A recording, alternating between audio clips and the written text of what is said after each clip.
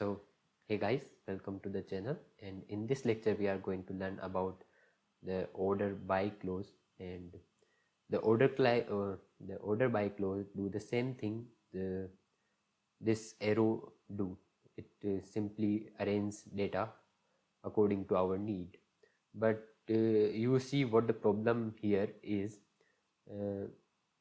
I always have to explicitly press this button to segregate the data. But if I add the order by clause here, so now I don't have to click this button explicitly, as the data is already arranged by this clause. Okay, so there is one more thing, that we can use the alias name in this order by clause. We cannot use alias name in from, where, group by, and having, because the control haven't been reached to the select statement yet. But after having, the control goes to the select and then comes to the order by. So the order by is the only clause where we can use our alias name. Now let's take an example, and we can run the query, and the query ran perfectly fine, and it is arranged according to the number of times. So here we can see the data is arranged in the ascending order. However, if you want, we can do this in the descending order as well. For the keyword DESC, we can arrange data in the descending order.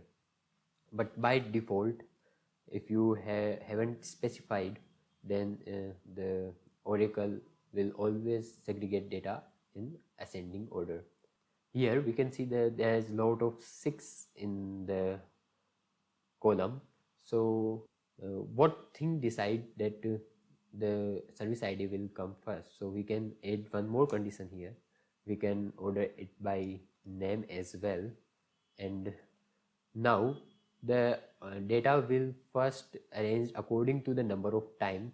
But if there is any ambiguity, like there are too many 6, then the data will arranged according to the name. So here we got A, then B, then C, then D. So likewise. And what if I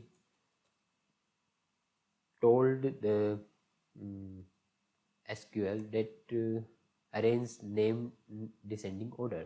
So what will happen?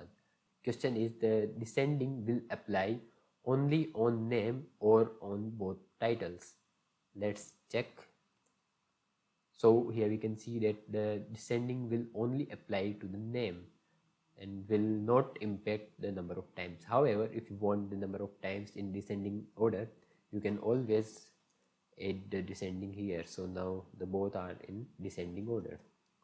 But to avoid this ambiguity, the possible ambiguity, we always use ASC to avoid any confusion. Now we know that the number of times will arrange in ascending order, and the name will arrange in descending order. So there are 2 ways to arrange the data. The one is ascending, the second is descending, and I will cover those in notes as well. Please find notes attached, and see you guys in the next lecture.